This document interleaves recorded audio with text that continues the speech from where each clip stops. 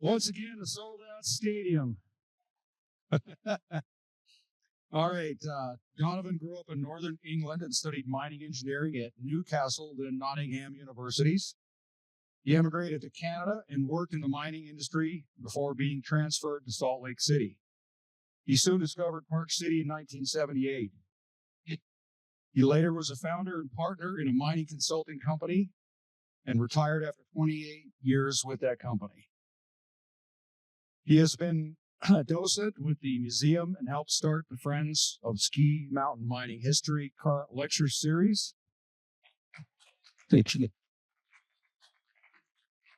And working with Diane, having recently replaced Donovan, I got big shoes to fill. So welcome, Donovan Simmons. Thank you, Mark. Before I start, I just want to announce that actually there's a lecture next week, Mark, right? Mark is giving a lecture on the Chinese workers in Park City. So it'll be interesting. So make sure you come to that one. Yeah. Or show up in bigger numbers than God. It's on. Tell your friend. Yeah. Well, thank you. It's gratifying to see so many people here. It's too bad we don't have enough chairs, but as Mark and I said, the museum needs to spend some more money now on a bigger auditorium, I guess. Anyway, I want to jump straight in. I've got a lot of slides to show and a lot of history to cover in an hour or so, of over 100 years of mining history, so I'll try and jump straight in. We've had quite a few talks that have been specific on individuals or mines, but we've not had one, I don't think, in the 9 years since I've been involved, just in the overall mining in Park City, just to get to a bit more about what was it like, what were the big mines, what were the conditions like. So this is what I'm going to try and do today. Before I do that, I want to give you some background on some of my relevant experience. I didn't work, disclosure, I didn't work in the Ontario or the mines in Park City, but I have worked in other mines around. My company did do some work in the Ontario before it closed down in 1982, but I didn't work there. But I have other relevant mining experience, which I'd like to briefly talk to you about before I start. When I was at Newcastle University in England, we were required in our summer vacation to work in a mine. And I sent out applications, and I wanted to come to North America. I'd never traveled overseas, I'd never flown in a plane before, but I wanted to come to get a job in North America. And I sent off a lot of applications. Surprisingly, I got two offers. One was in Lead, South Dakota. The other one was in Invermere, British Columbia. I'd watched a lot of Monty Python. Have any of you watched that? There's the lumberjack song that he sings, and I let that peel the tree, the fir trees, the right was. So I was attracted to British Columbia. Has anyone here skied at Panorama? Yeah, one of the three.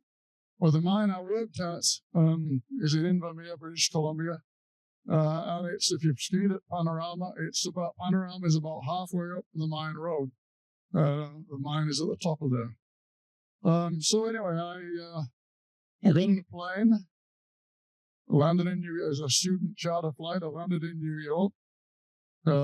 Spent one night there, got on a Greyhound bus, and traveled for 3 days from New York to British Columbia. When I finally arrived at the town, I looked around, and I just say I'd grown up in England. I was used to mining towns that you could see the head frame. That's where the miners are lowered into the mine.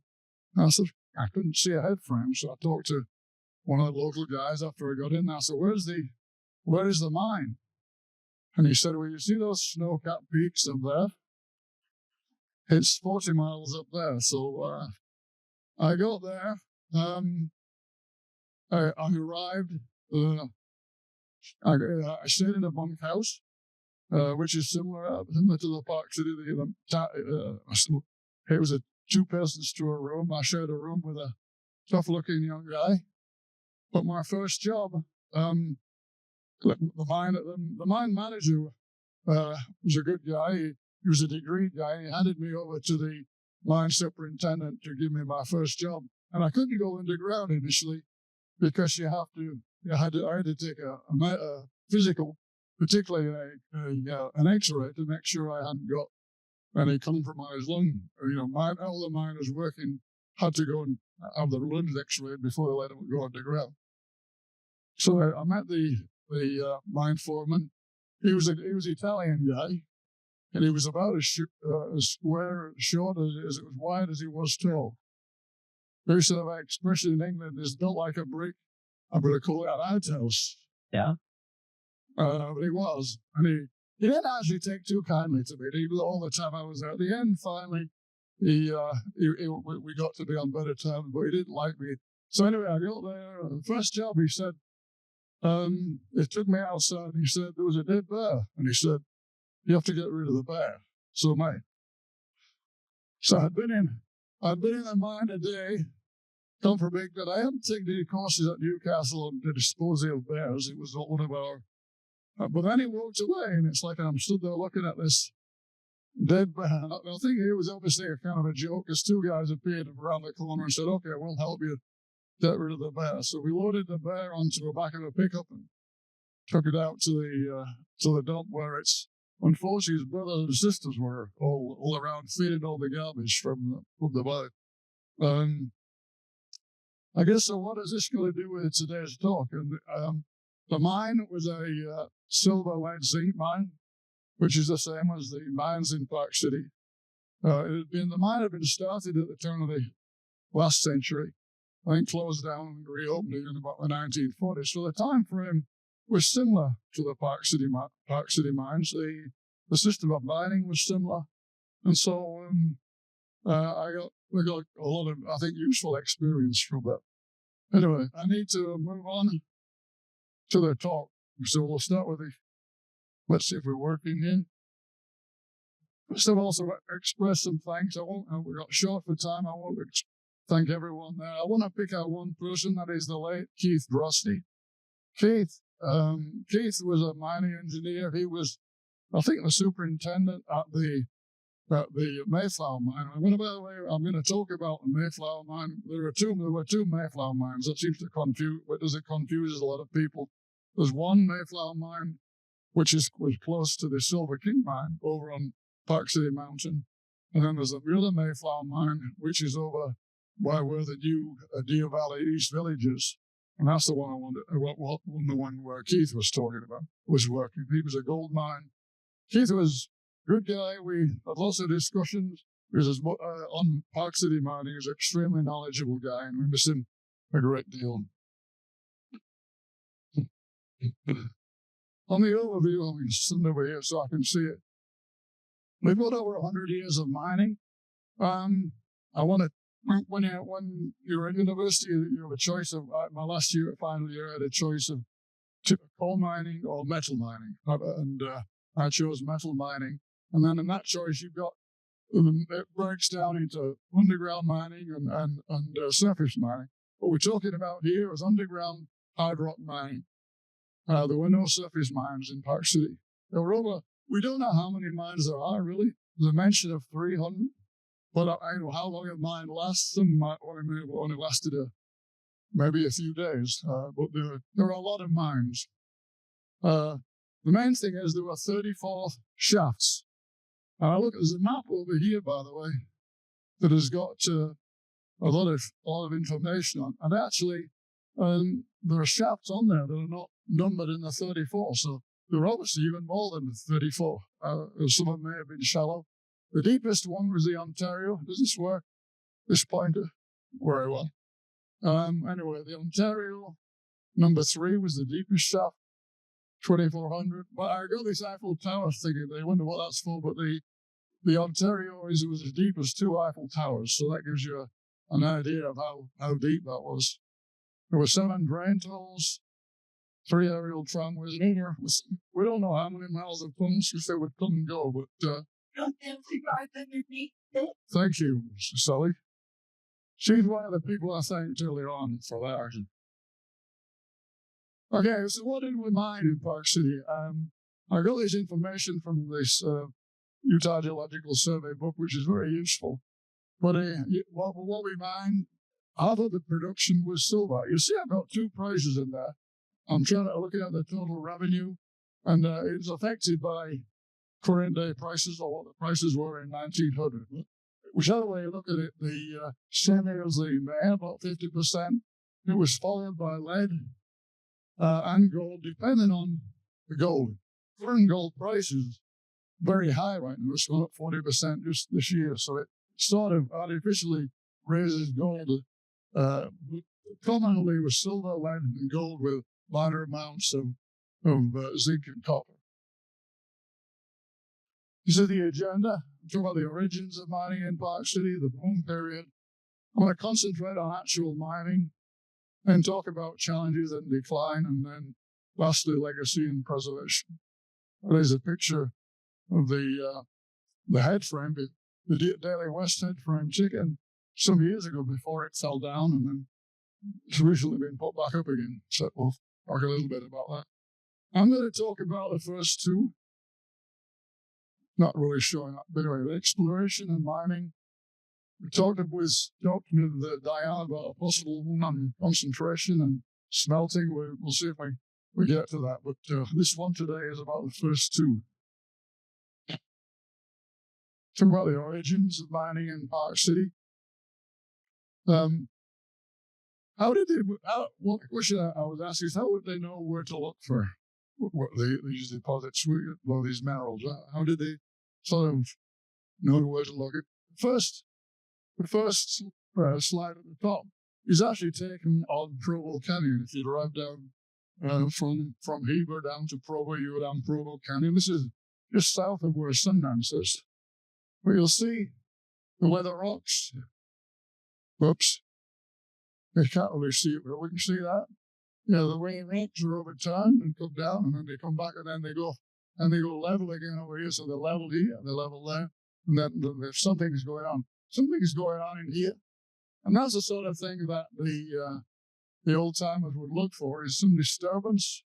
I don't think there's a mine up here, so there weren't any liquids that came through. But this is the kind of thing that they will be looking for, because the veins, the mineral-bearing solutions come up from under the mantle, and then injected into the strata. So they would look for that. They would look for characteristic rocks, limestone, particularly, and igneous rocks. And they had a good understanding of geology. We sort of think, well, these were guys just on a mule, and they were just wandering around. There's a book here. This is Boutwell's book. It's written in 1912, and it's kind of the Bible, I guess, for the early history of Park City mining. If you're really interested, try and get a copy of that. But the geology in here is impressive. They understood the geology very well. That they were aware. Okay, they're looking for quartz veins, those white sort of veins, really rough rounded tops, maybe with rounded tops with white veins. Really, they would look for that. They would do some panning. One of the things they did was to pan the riverbeds. When they panned, they shake the sand, dig up the sand from the base and shake it. And what happens is the heavy materials, the gold and the lead, stay in the center, and then the light particles go over the edge and tip those out. And what they would do, they would follow the stream bed up, and then if another tributary came in, if there was nothing above, and there was something in the tributary, they would follow that up, and so then they would start looking in the hills for things like brown staining. It would be from iron. Pyrite was a very common mineral, and it oxidizes like iron. It will stain. It's also sometimes dull altered vegetation. And then when they found this, it was starting doing some sampling. They also were adjacent areas. They knew that there mines around here. The Bingham Canyon, which is the big operation that Rio Tinto Kennecott has, was discovered in 1863. And the Allen mine in Alta, just over the top, was 1868. So they knew the mineral deposits around the Allen mine. By the way, we've had a talk on the Allen mine, have we? Do you know, Sally? Have we had a talk on the Allen mine? I don't think we have. It would be a good one because that one was an infamous mine at Alta. It took a lot of money from a lot of English people, I believe. Houston. Okay. So when you found it, what do you do? This here shows actually a cross section through the Daly West mine, and there are actually two types of deposits. There were vein deposits that came sort of straight up, and then there were replacement deposits.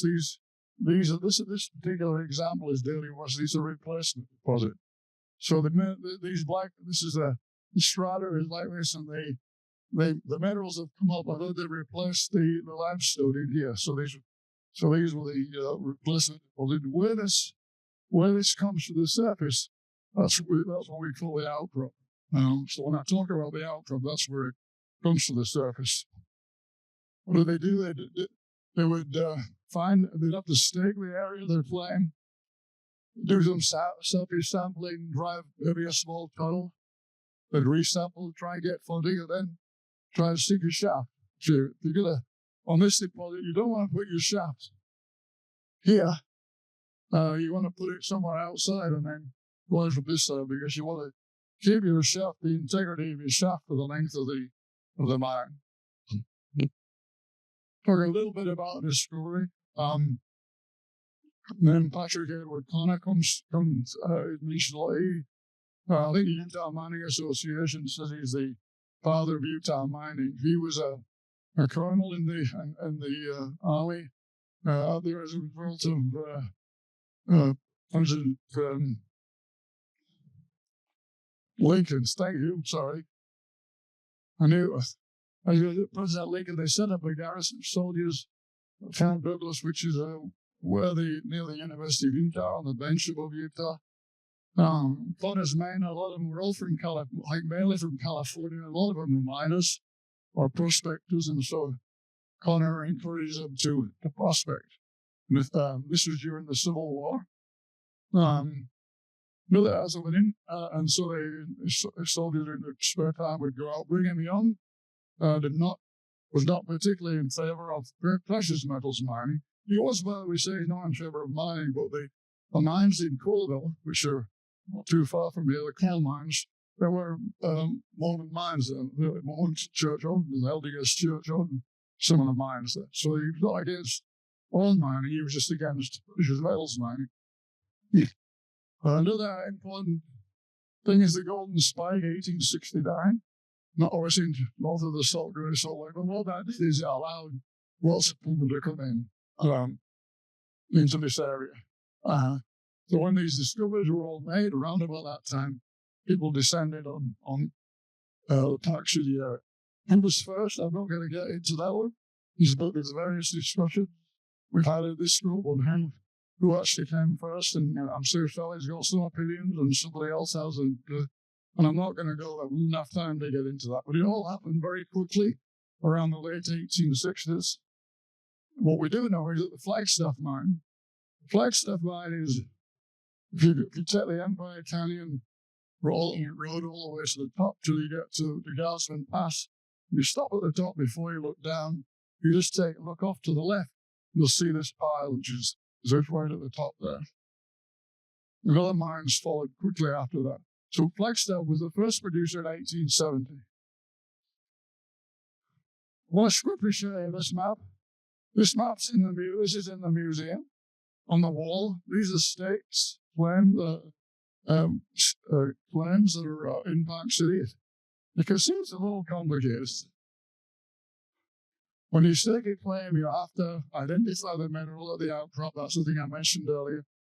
And then you can go up to 150 feet along the outcrop and 60 feet wide. That's the maximum allowed amount.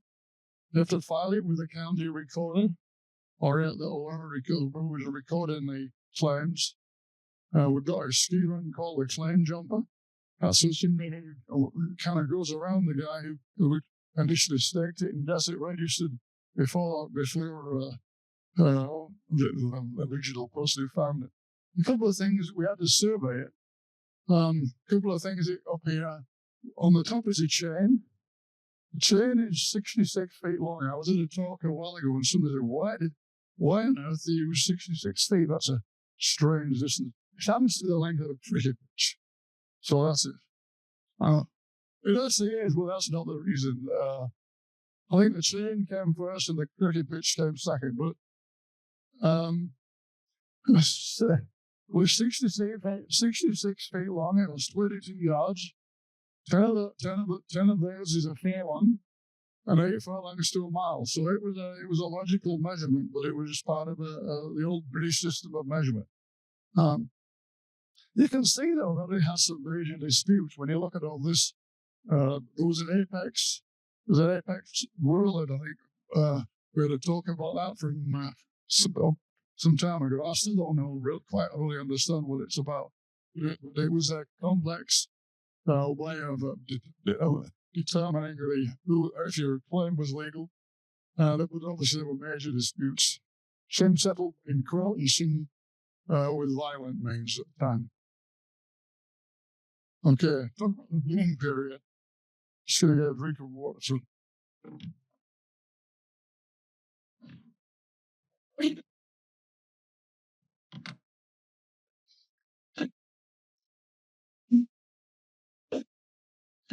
That song, it's dark as a dungeon and down as a Jew. The dangers are double and the pleasure of few. So it's dark as a dungeon way down on the mic. Sorry about this. Anyway, it was dark, wet, and cool generally. What did it take to operate a mine? There were lots of workers. I've just got a list there, and I'm not going to go through all of those, but there wasn't, we talk about the muckers and the miners, but there were all sorts of workers, surveyors, geologists, hoistmen, lopmen. Something interesting, though, about the slide, I think, Sally, is that Ontario? I think. Anyway, what's important? Can you see these? Can you see what I'm pointing to here? This is the lumber that's going to go into the mine. So you can see the amount of lumber that these mines had used. A lot of it, so you can see also if you look at the hillsides, it's gone up there. A lot of this lumber for the mine actually, I think, came from the Uintas, not from, some of it came from around here, obviously, but it was quickly taken down and used for fuel as well. So it was,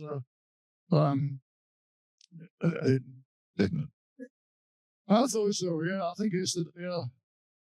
I think that's number 3 here, number 1 there, I think. Number 3, by the way, is the one today where the head frame is. If you drive up towards the valley, the back way, you'll see a big wooden head frame, and that's the Ontario number 3 right there. So, I won't get the Chinese labourers. I'm going to leave that one alone because Mark's going to talk about that next week, so I'll leave that one for him. Just quickly on my mind, this is a photograph from the museum, the model that's in there. It's a very good model, and for those of you who have not been, I highly recommend you go into the museum. It's a great model. The load here this is the load, the dark area through here. This would be a vein or load type deposit as against that horizontal ones we saw. So first thing you do is develop, this is the shaft. The shaft is the vertical thing here. So you develop the shaft, and then you start taking cross cuts.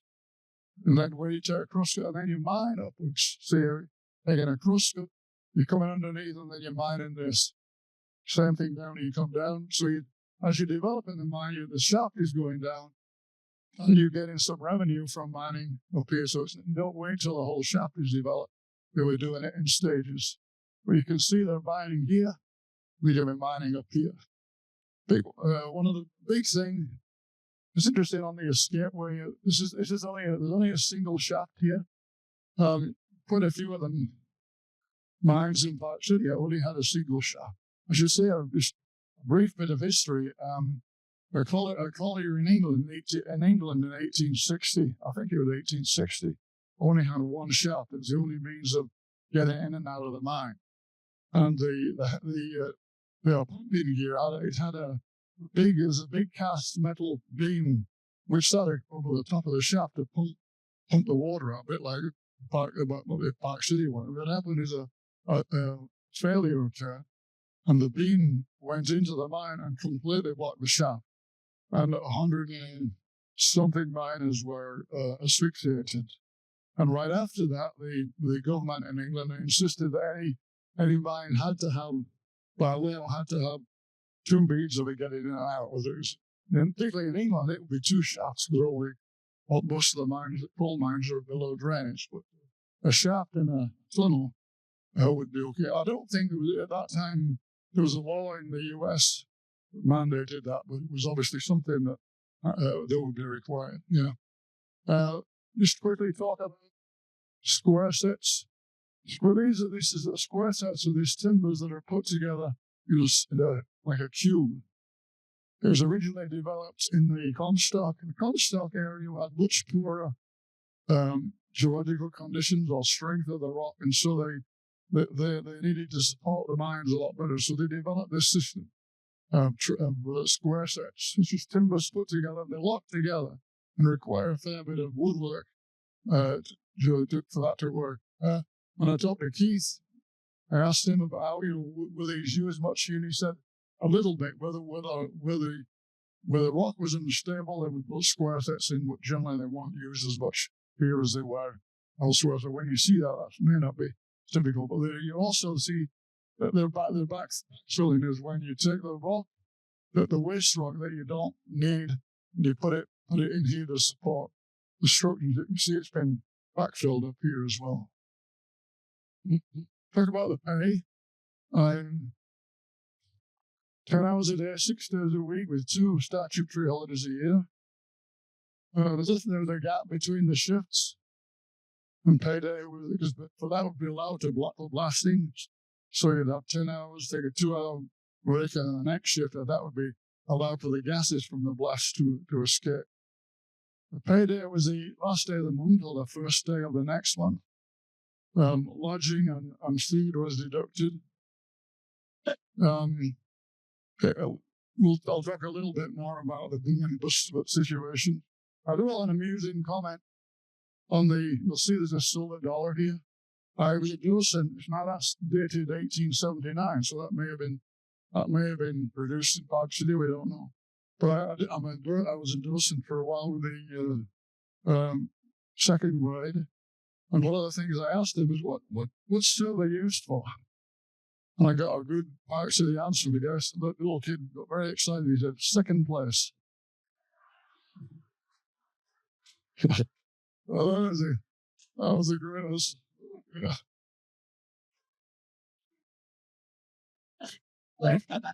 Where did the miners come from in Park City? You see the population in Park City in 1870 was 164, and by 1890, it's 6,000. So in that 20-year period, just a massive growth. When you look at the data, US, Canada were probably the biggest source of individuals, but the UK, particularly Cornwall, but Ireland, Italy, Scandinavia, so lots of West Europeans. The Rock Spring Massacre of 1885, I'm not going to talk about that. That was where there was a big massacre of Chinese workers, but I'm going to leave that to Mark next week. Cornish miners, it's interesting. I gave a talk to the National Mine Group, historical group that was here a couple of years ago. So I think I gave a talk on Cornish miners in Park City. And loads of people, loads of the other people from the other areas said, we've got Cornish miners, we have Cornish pasty shop in our town. So the Cornish miners were very, very popular. The reason is in the mid-1800s, Cornwall produced over half of the world's tin and half of the world's copper. That was from an underground mining area, smaller than Summit County. So it was a massive mining area. It was underground. They had a lot of water problems, but they were the star miners in the mid-1800s, and the reserves were declining. The New World, the US, Australia, South Africa was expanding, so they lost a major part of their population. Quite a few of them are buried in the Glenwood. So another sad note, many of the people killed in the Daly West were from Ireland, where the majority. That is just a picture, by the way, of a boat leaving from Devon coming. Bathhouses and bunkhouses, I say, I did have the pleasure to stay in a bunkhouse in Canada, shared a room with another guy. I actually enjoyed it. Some of the advantages of bunkhouses, it's close to work, warm, dry, and you get great food. Two-door room. I often think about the workers here going up to work in the winter, playing by a canyon, after a big snowstorm. It's like you've got to get to work, and in the middle of the night. I think I would rather be living in a bunkhouse, must admit. The only problem with the bunkhouse it was totally under the owner's control up until the 1901 boarding house law, when they said that prior to that, single miners by law had to live in a bunker. They couldn't live in town. But after 1901, the law was passed that allowed single miners still give them the choice of whether they wanted to live in town. And I think what that did is it probably put some onus on the owners to make things more livable and maybe less expensive. I'm going to talk about these are the processes: drilling, blasting, bucking, and then transportation. Talk about drilling. This is a picture of a single. So actually, what they used to do is it's hand drill. Single jack was when that's why them of a ski run. That's when one miner had trying to do it with a microphone. He had this drill steel and hit it with a hand. That was single jacking. He would drill it and turn it. Double jacking is where one person would hold the drill, the drill like this guy here, and then the other people would hit it. In this case, there are actually two of them, so this would be triple jacking, I guess. You got to remember, this is being done by candlelight. These guys are working essentially in candlelight. So it was a pretty precarious job, I would think, and you have to have a lot of confidence. And this is where, again, the Cornishmen were these star guys in this. So that's why it's called, and the Cornishmen were called cousin jacks. And so that's why we get jackhammer and double jack. It all relates back historically to the Cornishmen who were called cousin jacks. The pneumatic drill was introduced in the 1880s. This was called the Widowmaker. It's another name of a ski run. The reason it's a Widowmaker, and if you look closely, you can see with this. I'll show it here. And there's only one hose going into the drill. That will be a compressor hose. And I think all these guys, I suspect it was probably around about 1820 when they were showing off their drills. And you'll see they've got no safety equipment particularly. But one of the problems with the drilling was the amount of dust that this created. When they drilled, there was no water, and there's a tremendous amount of dust created, and that also it resulted in eventually the deaths of a lot of miners from silicosis, or miners' consumption, they call it. So the drill ended up the name the Widowmaker. There was this drill here. Lead water didn't introduce water. They mentally introduced water down the step, right down the middle of the drill, and then sprayed out at the end. So that did two things. It helped flush out the drill, which you got to control the dust much better. But you can see in this picture, there's very little safety equipment. Although they're not wearing hard hats, they're just wearing whatever hat they had. Talk a bit about blasting. Invented by Alfred Nobel, the head of the Nobel Prize. Well, he made his money inventing dynamite. What he discovered was that if you mix nitroglycerin, which is extremely unstable, with Kieselguhr, Kieselguhr was a clay. If you mix nitroglycerin with clay, it makes a much more stable product. We talk about dynamite. Gelignite was actually introduced not long after that. We call it all dynamite, but a lot of the mines were using gelignite. It was a even more safe version. It was introduced to the US in 1866. The first plant was owned by the giant powder company. You can see the mule there. This is quite a good photo. And the plants were built in San Francisco. The trouble is they kept blowing up. And the plants started up in 1869. By 1880, they moved 4 times. They'd blow up and they would move it further away from the city. And they would blow up, move it further away. So another explosion was felt by 40 miles away. It's one of the reasons I think Nobel did so well is that he got the corner of the market, really. I think people didn't want to, it's like a silly not very don't want to go around his pond if you get blowing up all the time. So, anyway. I'm going to read this. I hope you'll bear with me. I know you can't see that, and I'm not trying to say you will, but it's a passage actually from a museum in Cornwall. And I thought it was one of the best descriptions. If I can find it. There we go. I wanted to know, what's the day in the life of a miner? It's called a stoker. So I'll read it out. You'll bear with me while I read this. It says, after clocking in at 6:45, I would make my way to the dry. That's the dry is where you change your clothes. And change into my work clothes. I have 2 lockers, one for everyday clothes and one for my work clothes. My bib and brace overalls left draped over the hot pipes are now as stiff as cardboard from yesterday's work. So bang them on the ground a few times to make them supple enough to pull on once again. Once dressed, amid the banter from the other miners, my partner Tony and I pick up our lamps and go to the landing house to wait for the cage. Today it is cold, windy, and raining. I'm shivering in a t-shirt, waiting for the cage. Finally, I'm in the cage and we descend to the warmth of the 15 level. We then walk down the sub-incline to shaft to 16 level and turn in our tunnel. After a few hundred yards, we come to a set of rubber ventilation doors. Going through these, the heat really hits you. We carry on walking for a few thousand feet to our stope in the Greenfield Lode. The stope is where you mine the ore. Like we're carrying our muscle bags and sharpened drill steels. A muscle bag is like a tool bag. It's a heavy canvas tool bag that the mine carry around. Sharpened our drill steel, we're already sweating. Dropping our bags on the muffle seat, we pick up our pinch bars. That's a 6-foot steel bar. Switch on the water hose and climb up the ladder to the stope.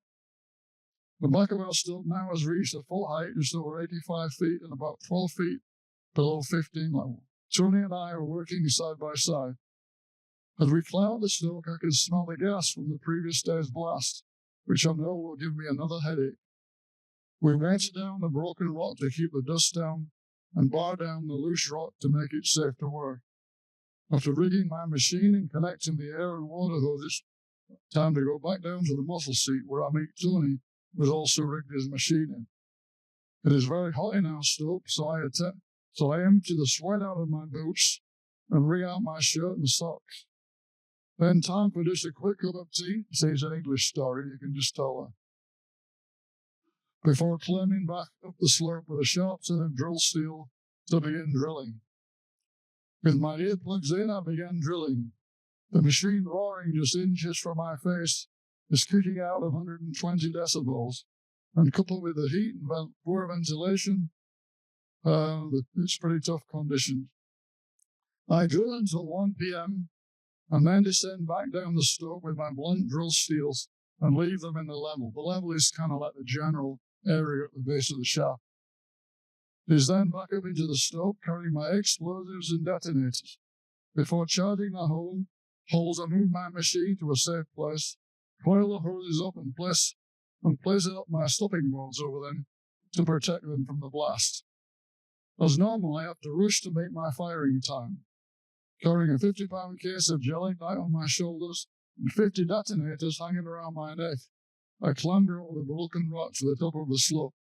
And it says in brackets here, carrying explosives and detonators at the same time was against mine regulation. So, I charged a 6-foot hole through the gel ignite using a wooden rod, running one of the sticks of explosives with a detonator. They used wooden sticks so they didn't create any sparks in the hole. Charging completed. By now I have another headache from handling the gel ignite. It was time to cut the sticks with fuses to ensure each hole is fired in sequence. I cut an inch so that they're using fuses that you would like. So I cut an inch off the hole to be fired last, then up to a foot of the hole to be fired first. With firing time looming, I climbed to the top of the stope and along the back to meet Tony, who has been doing the same job on his side. We synchronized the watches and light up our cheeses. It's a very hot, that's a hot, like a fire, lighter. Where are we? We light up our cheeses as I lighted the fuses as we go. Tony on his side does the same. Today, because drilling went well, and I have many holes to light up, the first shots are going off above my head whilst I'm still in the slope.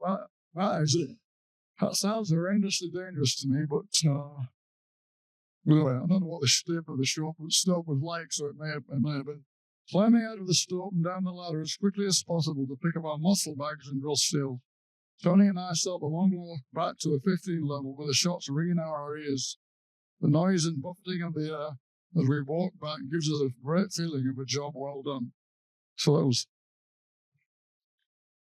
I thought it was a long story, but I thought it'd give a good. And also is applicable to what was going on in Park City, particularly this is the later period, obviously, maybe in the 40s and 50s, so I think.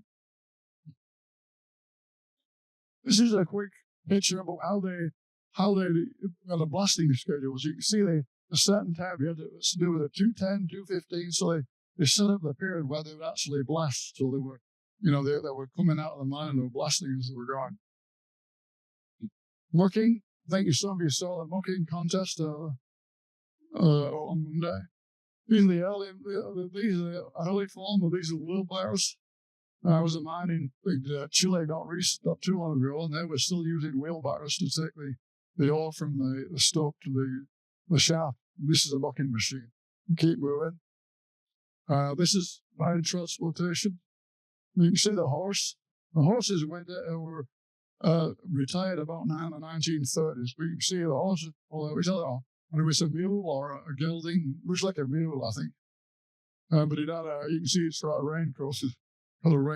This one is from, this other photo is actually from the Mayflower, the one over by Deer Valley East. Lighting, they use lighting in the mine, they use a sticking Tommy. I have some at the end, if you'd like to see some of the things I've brought. This is a sticking Tommy, this is a candle, and you drive this into either a timber or into the rock. And that's your form of lighting. So you see the guys, 2 guys have each got a sticking Tommy there. After that, they got the next. This was the next thing after a candle. So it was quite a while. The carbide lamp was invented in 1894. So for the first boom period of Park City mining, that's all they were using was candle. This is a carbide lamp. Water in the top, calcium carbide. In the bottom, you let the water drip through and control it. It creates acetylene gas. And then you do that and spark and it lights very bright light. I'm kind of running a bit low on time, I think, so I'll keep. Thank you. This is kind of my prized possession. This is a Davy safety lamp. This is from England, but it's from about 1850 or maybe before. This was the first Davy invented lamp, which allowed you to burn a flame, but the gauze here didn't allow the flame to ignite an explosion, so they could have a lamp in an explosive atmosphere, and it would still give out light. That, or I am hesitant to say that. Oops, go. they were not, Davyland would not be used in Parkcity. I also have an example of a modern battery lamp here, with it, which came in about 1920. Brief talk about Parkcity mines were wet. We've had talks on the Cornish pump, if you want to look that up. There was a big pump put into the Ontario, number 3, I think. And one of the Ontario mines, I think it was number 3. Anyway, it was a Cornish design. It wasn't built in Cornwall, it was built in Philadelphia in 1881. And it only lasted about 8 years, but it allowed at that time, the Ontario was a big money generator. It was a very, very rich mine early on. And this allowed them to keep operating and get the water out of there. It was slowly phased out when they built drain tunnels, which are much cheaper, had a much lower operating cost. And like I said before, we have 7 drain tunnels, and the one from the Ontario goes all the way out to Keeley, over part of the Jordan Dell. And by the way, you might just be aware that your water supply for Parkcity does come from 2 drain tunnels. There's a big water treatment plant, Three Kings water treatment plant, but a lot of your water comes out of the mine drain tunnels. Yeah. Talk a bit quickly about safety. Big one I mentioned earlier, silicosis. I was going to show you. And again, you can come and look at this later, but we've all heard of the canary in the coal mine. This is actually what the miners use. They use these in Parkcity. I looked up. I saw a notice that the Daly West station was a regular aviary. So they would put lots of. They wouldn't have had the canaries in a bigger cage, and then a mine foreman or whoever was put it into this very light, as you can see. It's got water and food. The canaries were well looked after, but what happened? The canary has a very rapid heartbeat and a rapid interchange of oxygen, etc. And so the canary will detect bad air or gas much before a human does. It will get excited and probably fall off its perch. So they could tell that if the canary was in stress, then they better get out of there. And it was used a lot. They were used a great deal. Yeah. Now, have a look at it. Well, on the shaft, there's a lot of problems around the shaft. I think we've got a talk coming up on that one. Rock falls. I just wanted to, I'll talk about the Daly West in a second. I just wanted to show what a modern miner is wearing, because we can see from the miners there that, there was very little safety here. So the modern guy now he's got hard hat, he's got safety glasses, hearing protection, he's got a dust mask, and he's also got high visibility gear he's wearing. So it's something that have improved a lot. Talking about the Daly West, this is the worst disaster in Parkcity's history. It was also the third worst in Utah's history, preceded by 2 coal mine explosions down in the Price area. But this one, 34 miners were killed in 1902, and also 3 rescuers who went down. Had the canary came out about that time, particularly in the coal mines. They had the canary. These rescuers would probably have survived, but the rescuers went down to try and rescue, and 3 of them were killed. And there was an explosion of a magazine in Daly West, and the airflow through the canines that they were joined.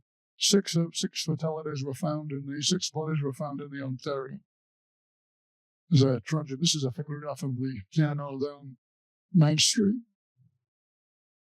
Quick slide on this is something that Bob Moss put together. I appreciate it, Bob. Bob and Kenny are involved very heavily in the Glenwood, and have put a lot of data, put a great database. Showed a spreadsheet of 960, I think,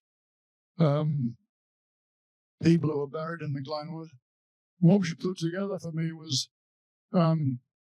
recorded deaths of men between 20 and 65. So she sorted it for men between the ages of 20 and 65. And these are what the 1% were actual mine accidents, either roof falls or problems with the cage. 13% were from miners' consumption. 17 were, it just says other one related. I don't want to say all of those were related to the mine. I'm not a physician, but some of the descriptions were a little vague. But there's a possibility quite a few of these were related to miners' consumption. But you can see there's a lot of miners' kind of a tragic disease, or not disease, occupational hazard. I think the youngest one, go back, the youngest one was 21, youngest person to be buried in the Glenwood where it said on record that he died of minus consumption. He was 21, so pretty young age, obviously. I'm not going to, I think I'm kind of running short on time, so I'm going to go through some of the names on the ski runs. A couple of the ones that stand out with Tommy Knockers, those were the spirits or little names that lived underground and caused a lot of trouble. They supposedly they steered miners food and stools. And also they won't, I mention it because again, it must be a lesson in grade 2. Because whenever I get about talk, it was always, what do you believe in Tommy Knockers? Well, I've never met him, but one that baffled me for a while was Pigsty, because the doghouse is at the top there is where the miners had their lunch break. And I couldn't find it. I kept looking at all this mining stuff to see what Pigsty was. And I found out, does anybody know what a pigsty is? It's a place where you keep pigs. And on the surface facilities for the Silver King, there was a pigsty. And that's obviously, they all fed from all the food from the miners and the rest pigs there. There was a honey dip there. You probably don't know what a mochi is. Everybody know what a mochi is? No. Well, this is what a mochi is. This is actually it's an English term. But what happened, I'll read it. I've got it up here while reading it. It says, this is what you do before you got going underground. You're given three these mochi is a token. You're given 3 tokens. And again, this is from England, but it was very similar to what was going on here. So they hand the lid to the lampman. So when you get your lamp, the yellow goes to the banksman. The banksman was the person that loaded you into the cage before you went down. And the brass one you hold around your neck. Now when you came out of the mine, you gave your lamp, you handed your lamp back in, and then the other 2 you gave to the mine office, and that's where they recorded how many hours you spent underground. And the brass one was obviously, these 2 were plastic. The brass one you kept in case of the fire or something on the ground. Should I talk about the big mines in Park City? What I've used is a modern day photo of where they are. The Ontario, that's the head frame, is number 3 that you drive past all the way up to the back way to Deer Valley. The Silver King, that is the one where we've been, friends of Ski Mountain are working on. That's the head frame, etc. in there. Daly West is right behind the montage, where the head frame fell over. And the Mayflower is where the new development's going on at Deer Valley East. Is that the right term? East Village. East Village. This is just a lifetime resume. What you're trying to figure out what was the biggest mine in terms of revenue. And what comes out of this is the Silver King was by quite a bit, fed by Daly West, Ontario, and Mayflower. Ontario was very rich early on, but then sort of went back. Silver King was the richest mine in Park City.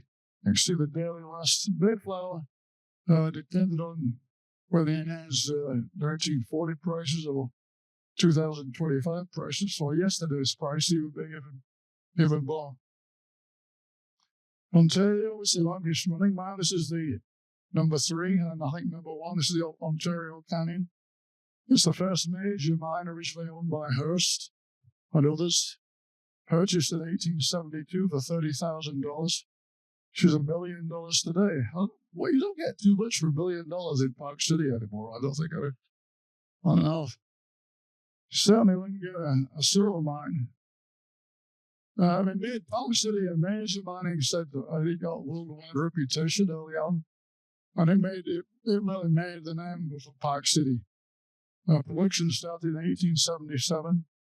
By 1888, it paid $9 million. That's in dividend, which is over $300 million today. So it's a massive amount of dividends it paid. And they also made a point of saying no assessment. An assessment, apart from being the name of a ski run, is if you were a shareholder, you would get a call of an assessment to put some money in. If they were in short on money, they made an assessment. You have to put some money in.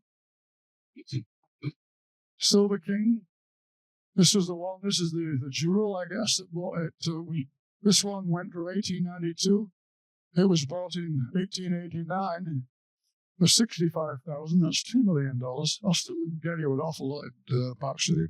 Gets you a bit more, I guess. And what they did is they took over various number of claims. So in 1904, they had 80 claims that had sort of bought out the competition along the way. This one had net dividends from 1893 to 1908 at $12 million, which is $400 million today.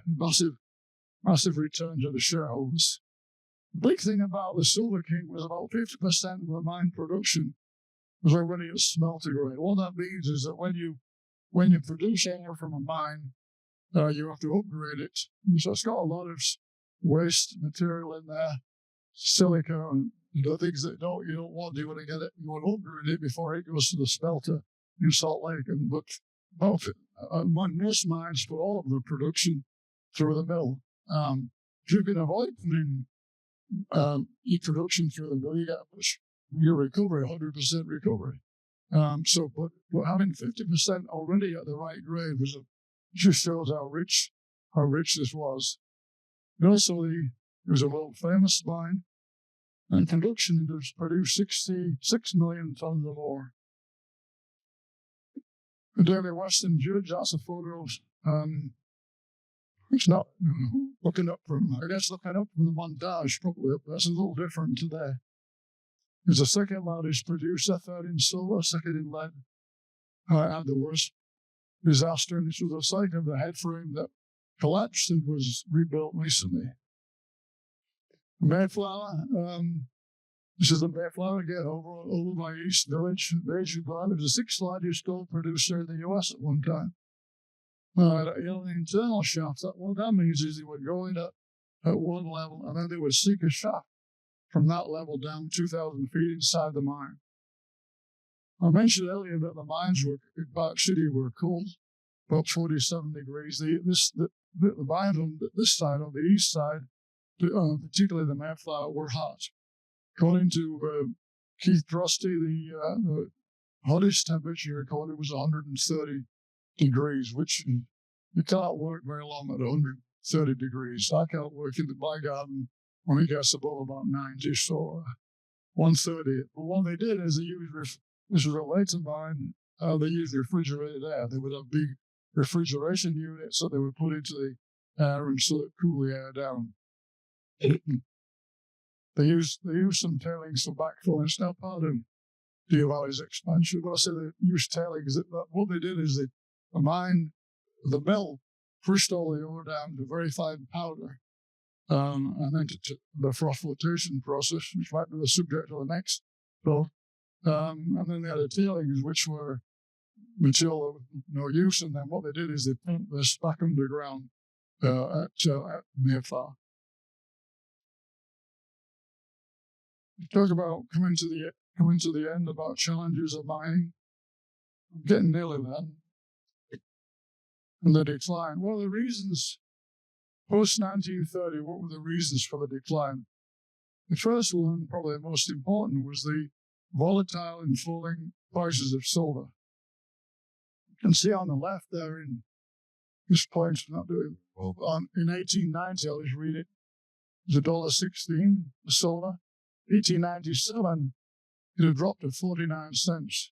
That's why there was such a big layoff. That time we talk about, it was a period of real significant layoffs in Park City. Banks closing down. The prices did come back after that a bit. But then in 1933, it got down as low as 35 cents. Came back again after the war. But generally, the up and down of prices that shut mines down was a major factor. Also, there was a mine years of a problem in the production. When prices get good, everybody wants to open a new mine. Well, the trouble is, by the time they open the mine and get it built, prices will go back down. So this continual boom and bust, which has been a historical thing with the mining industry.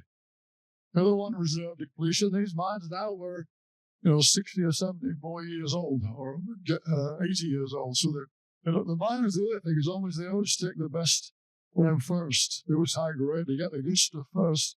So what was left was not so good. And rising costs and foreign competition were cheaper mines in Mexico and Peru in particular. This is just a good example, I think, of what happened. This is City Hall, 19 and 1920s. You can see in good shape, the fire engines outside.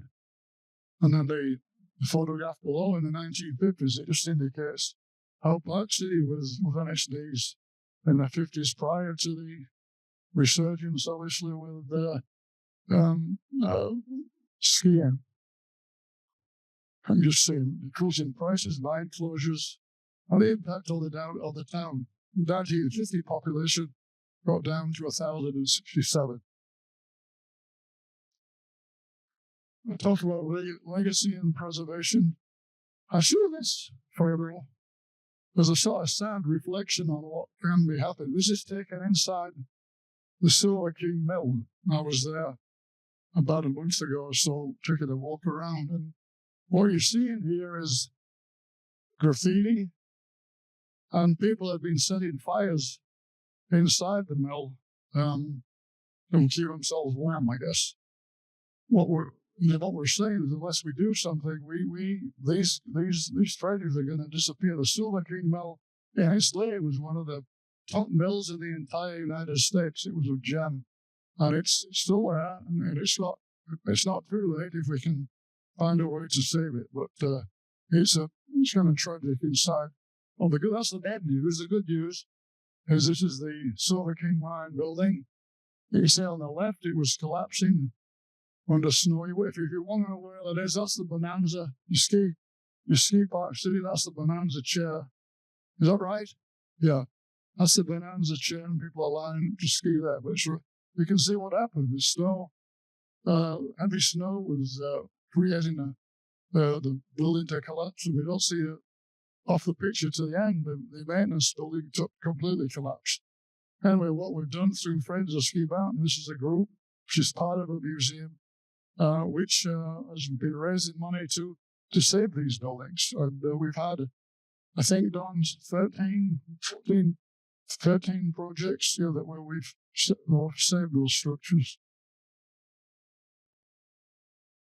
I think this is the last slide, or next to last slide. This is another. We're still looking at projects that we need to raise funds for. This is the Thames head frame. This was used as a skier at one time. They used to bring skiers up and then bring them up the shaft. And this is it didn't last very long. I understand it. I wasn't here for it, but I understand it was wet and cold. It lasted for 2 years. Yeah. It was not too.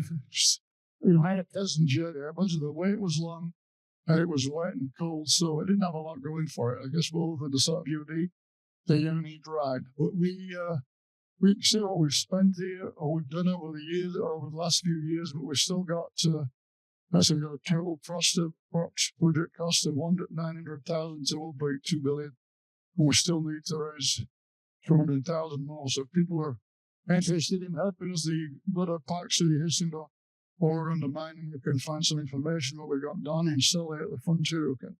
Quite happy to talk to you. Okay, last slide. Park City started and settled from its mining past. Let's ensure that legacy remains alive for future generations. Well, thank you.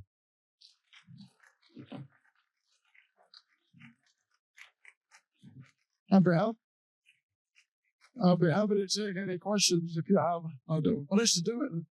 25 plus. Yes, at the back. Sorry, if you know, sorry, it's our audio visual guy holding the thing up. But I thought that was a question. Ah, yes, son. If you guys, it's over to us. Probably nothing. The trouble is, there's different. There's different numbers. I guess it depends on whether Sally, do you want to add to that? Yeah. You gotta take this 90. Okay. Holy. Yeah, they've been the holding company that kept on. So I should make that correction. So what was it, 50? Yes. Okay, I'll make that correction. Thank you. Any others? Yeah, this lady here. Yeah. Next week, yeah. Next Wednesday, this time. Yeah. Yeah.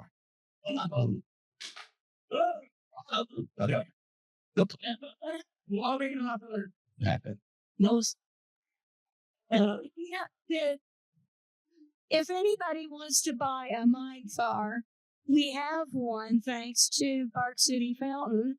They gave it to us, and we're holding a silent auction on the mine car. Minimum bid $5,000, highest bid, close of business on the 15th of September wins the mine car. And it's over in the storeroom for the mining company right now. Okay. Go to the museum website to bid. I do that. I do one other thing. I have some exhibits here. If you're interested in looking at them before you go, we've got this is an interesting one. Anybody care to put this on? Anybody with a small head? It's like, Yeah. It's actually a child's safety. From it's actually again from coal mines in England, but it's got to be a small child even to put that one. I think it's been a while. It's not. Sorry. No. Well, thank you.